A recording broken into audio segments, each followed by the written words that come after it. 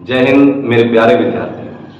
आज मैं आपके लिए लेकर आया हूं अगली क्लास। बेहतर क्लास होगी जिसमें हम 10th class science Hindi medium चला रहे हैं और PY थोड़ा इंट्रोडक्शन देंगे बेटा। हमने लगातार PYQ को कलेक्ट किया है। PYQ मतलब प्रीवियस ईयर क्वेश्चन। 2019 से जो नया सिलेबस आया है उसमें जो पेपर बने हैं लगातार उन्हीं पेपरों का हम रिवीजन आपको करा रहे हैं। ऐसा माना जाता है जो विद्यार्थी PYQ को बेहतर तरीके से तैयार करते हैं उनके नंबर 90+ ही आते हैं। PYQ जब तैयार हो प्लस उसके बनवास से एक बार बुक रीड की हो, नंबर अपने आप अच्छे आते हैं। नंबर लिखने की कुछ जब हम कॉपी को लिखते हैं उसमें कुछ तरीके होते हैं, उनको जब हम यूज करते हैं नंबर अपने आप आते हो। जब बुक को रीड करेंगे तो हमें नॉलेज भी बहुत सारा होता है।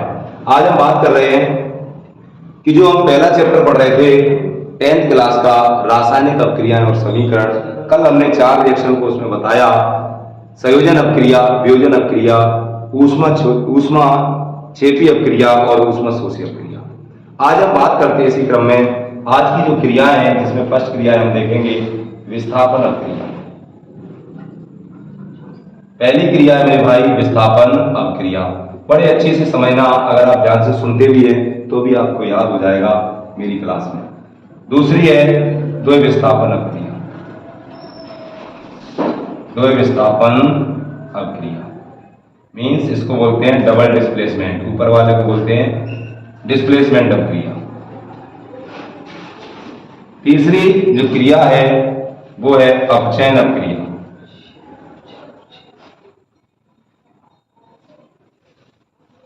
अपचयन अपक्रिया, इसको रिडक्शन या अवकरण अपक्रिया भी कहते हैं।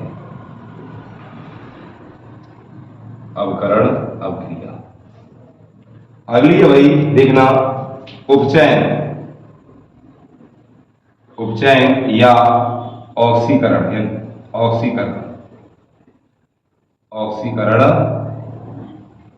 अपक्रिया, जिसे हम ऑक्सीडेशन रिएक्शन भी कहते हैं। अगली है अवक्षेपण अपक्रिया या जिसको हम प्रेसिपिटेट अपक्रिया भी कहते हैं। नेक्स्ट है अवक्षेपण अपक्रिया। इसके अलावा भी अपक्रियाएं हैं जिनको हम आगे देखेंगे कि चूने की क्रिया जब कराते हैं तो कौन कौन सी क्रियाएं होती हैं। तो ये अवक्षेपण अपक्रिया है। और एक क्रिया की हम बात और करेंगे जिसको हम कहेंगे रिडॉक्स अपक्रिया। रिडॉक्स अपक्रिया या इसको हम बोलते हैं अपउपचय अपक्रिया। उपचय अपक्रिया जो होती है या तो उसको हम क्या कहते हैं, रिडॉक्स अपक्रिया कहते हैं। तो इन क्रियाओं का हम अध्ययन करते हैं। पहले मैं बात करता हूं बेटा क्रिया जो है विस्थापन अपक्रिया। जब हम सक्रियता श्रेणी को देखते हैं कि हमेशा अधिक क्रियाशील तत्व कम क्रियाशील तत्व को विस्थापित कर देता है। अधिक क्रियाशील तत्व कम क्रियाशील तत्व को विस्थापित कर देता है, हटा देता है और खुद यौगिक के साथ जम जाता है, बैठ जाता है। ऐसी क्रियाओं को विस्थापन अपक्रिया। इसका एग्जाम्पल हम परिवार से लेते हैं कि घर में बैठे हुए परिवार के सभी सदस्य ग्रुप बना करके और घर का बड़ा सदस्य उस ग्रुप में आता है तो छोटे छोटों को पता नहीं चलता कहाँ चले जाते हैं। तो अधिक क्रियाशील क्या करता है, कम क्रियाशील को हटा देता है। उसको हम क्या कहते हैं, विस्थापन अपक्रिया कहते हैं। तो मैंने कहा जब कोई अधिक क्रियाशील तत्व कम क्रियाशील तत्व को, किसको बेटा, अधिक क्रियाशील तत्व कम क्रियाशील तत्व को हटा देता है तो उसे हम क्या कहते हैं, विस्थापन अपक्रिया कहते हैं किसी यौगिक में से। मीन्स हम एग्जाम्पल लेते हैं, एक एग्जाम्पल है Fe प्लस CuSO4 का, Fe प्लस CuSO4 यानी आयरन की क्रिया कॉपर सल्फेट से कराते हैं। जब क्रिया कराई गई तो ये आयरन अधिक क्रियाशील होता है और कॉपर सल्फेट के विलयन से जब क्रिया करता है तो बना देता है FeSO4 और प्लस क्या हो जाता है, कॉपर को धक्का देकर के बाहर निकाल देता है। तो वे अपक्रियाएं जिनमें अधिक क्रियाशील तत्व, कैसा बेटा, अधिक क्रियाशील तत्व किसी यौगिक से कम क्रियाशील तत्व को विस्थापित कर देता है, ऐसी क्रियाओं को विस्थापन अपक्रिया कहते हैं। तो FeSO4 बन जाता है जो आयरन सल्फेट है, इसी को विस्थापन अपक्रिया का उत्पाद है। आगे हम बात करते हैं जो मैंने बताई थी बेटा द्वैध विस्थापन अपक्रिया। तो द्वैध विस्थापन अपक्रियाएं क्या होती है? तो द्वैध विस्थापन मतलब दो बार विस्थापन हो रहा है, डबल डिस्प्लेसमेंट, दो बार विस्थापन, द्वैध विस्थापन अपक्रिया। तो वे अपक्रियाएं जिनके बीच आयनों का आदान प्रदान होता है वो द्वैध विस्थापन अपक्रिया है, या ऐसी अपक्रिया जिनमें अभिकारकों के बीच आयनों का आदान प्रदान होता है द्वैध विस्थापन अपक्रिया कहलाती है। अगर इसको हम देखें तो इसका उदाहरण जब हम लेंगे, हमें क्रियाएं जब हम करते हैं तो उदाहरण बहुत आवश्यक है। मैंने देखा है लड़कों ने परिभाषा लिख दिया, विद्यार्थी आए और उन्होंने द्वैध विस्थापन, जब किसी रासायनिक अपक्रिया में आयनों का आदान प्रदान होता है द्वैध विस्थापन, भैया जब तक आप एग्जाम्पल नहीं लिखोगे आपको नंबर मिलने वाले नहीं है, क्योंकि मेन इसमें रासायनिक अपक्रियाओं का रोल है। तो ये क्रिया है Na2SO4 सोडियम सल्फेट की क्रिया जब बेरियम क्लोराइड से होती है BaCO से, तो एक उत्पाद बनता है जिसका नाम है, ये भी एक्वस स्टेट में होता है, ये भी एक्वस स्टेट में होता है, मतलब जलीय घोल। उसके बाद एक उत्पाद बनता है BaSO4, ये एक सॉलिड सब्सटेंस है BaSO4 और इसमें से निकल जाता है 2NaCl। देखो भैया क्रिया कैसे होती है, इसमें क्या था कि अभिकारकों के बीच आयनों का आदान प्रदान, भाई Ba है, Ba 2 इलेक्ट्रॉन दान करता है, SO4 2 ग्रहण करता है। Na अधिक क्रियाशील तत्व है, वर्ग 1 का तत्व है, अधिक क्रियाशील है अवसादी का, और Cl धातु है, ये भी अधिक क्रियाशील है। तो अधिक क्रियाशील है तो इनकी दोस्ती पक्की है। भाई जब एक से लोग होते हैं तो इनकी दोस्ती अलग ही पहचान होती है। जब दोनों की क्वालिटियां, दोनों के कैरेक्टर और दोनों की सभी चीजें एक समान हो तो उससे बड़ा कोई दोस्त नहीं। या दो लोग होते हैं मिल गए कहीं चोर तो वही उनकी इतनी पक्की दोस्ती होगी कि आज कांड होगा नाइट में अपने साथ साथ। तो इसी प्रकार के दोनों अधिक क्रियाशील तत्व है Na और Cl, तो दोनों की दोस्ती पक्की है, दोनों साथ साथ बन जाते हैं Na और Cl, 2NaCl बन जाता है और BaSO4। आयनों का आदान प्रदान ये आ जाता है इसके साथ, ये चला जाता है इसके साथ। तो ऐसी अपक्रियाएं जिनमें आयनों का आदान प्रदान होता है उन्हें द्वैध विस्थापन अपक्रिया कहते हैं। तो ये सूत्र याद रखना, Na2SO4 BaCl2 और BaSO4 बनता है। तीसरे नंबर की अगर हम बात करें, जो हमने क्रिया बताई वो क्रिया है अपचयन अपक्रिया। अपचयन या इसको कहते हैं अवकरण, या जिसको हम कहते हैं रिडक्शन। ऐसी अपक्रियाएं, वे अपक्रियाएं जिनमें हाइड्रोजन का योग होता है और ऑक्सीजन निकलता है, ऐसी क्रियाओं को अपचयन या अवकरण अपक्रिया कहते हैं। जिनमें बेटा हाइड्रोजन जुड़ता है और ऑक्सीजन क्या होता है, निकलता है। जिनमें क्या होता है, हाइड्रोजन, ठीक है, हाइड्रोजन जुड़ता है और ऑक्सीजन निकलता है, ऐसी क्रियाओं को अपचयन क्रियाएं कहते हैं। अगर देखा जाए कोई क्रिया है CuO प्लस H2, जब क्रिया होगी तो बन जाएगा, भाई देखना बड़े गौर से, Cu, ऑक्सीजन निकल रहा है तो यहाँ बन जाएगा H2। तो इस क्रिया में ऐसी क्रियाएं जिनमें ऑक्सीजन निकलता है और यहाँ हाइड्रोजन जुड़ता है, तो ऐसी क्रियाओं को हम क्या कहते हैं, अपचयन अपक्रिया कहते हैं। या सीधे शब्दों में कहते हैं वे अपक्रियाएं जिनमें हाइड्रोजन का योग होता है, अर्थात दूसरे वर्डों में वे अपक्रियाएं जिनमें ऑक्सीजन निकलता है उन्हें हम अपचयन या अपकरण अपक्रियाएं कहते हैं। नेक्स्ट हम बात करते हैं, सुनना बड़े ध्यान से, अगली क्रिया की हम बात करें जो है ऑक्सीकरण अपक्रिया।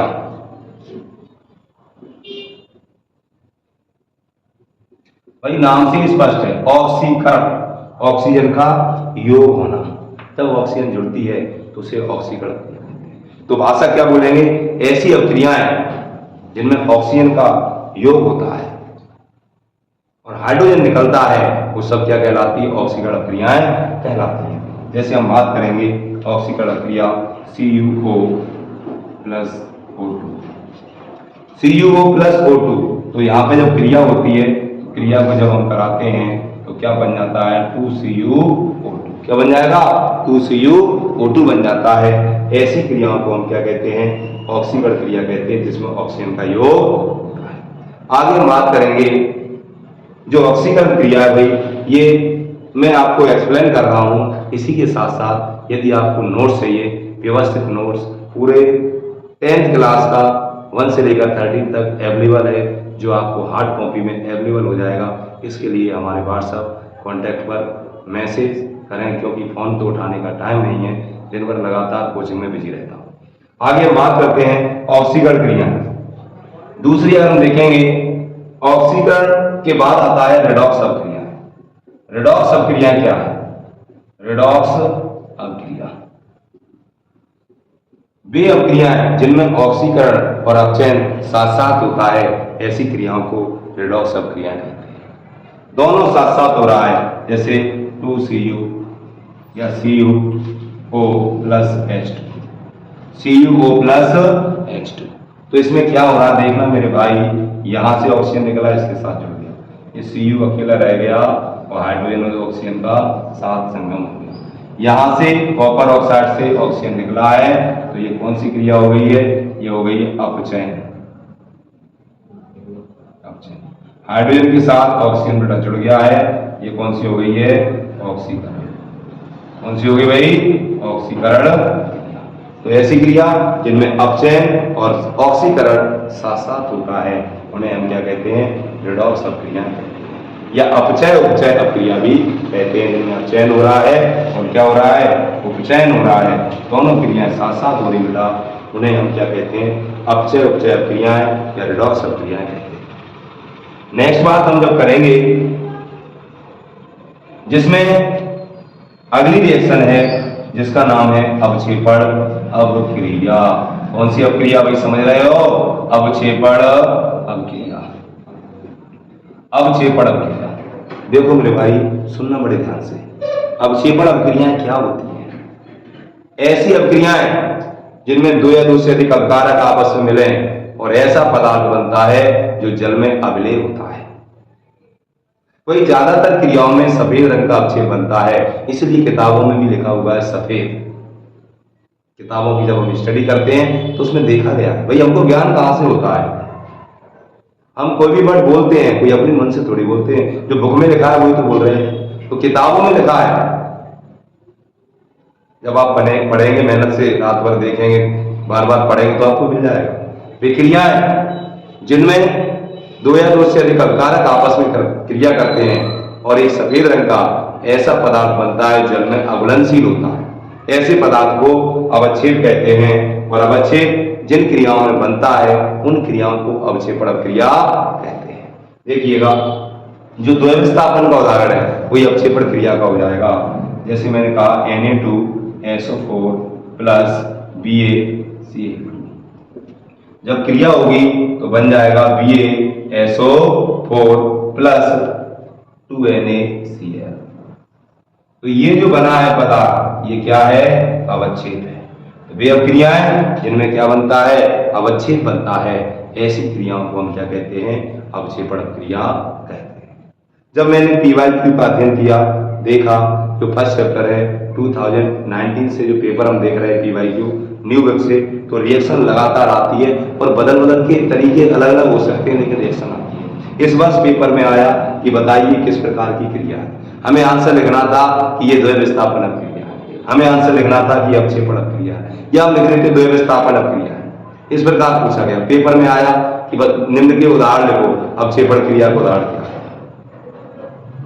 तो ये पहचानने के लिए आती है, उदाहरण लिखकर आ जाए तो किसी भी टाइप में आ जाए आपको पहचानना।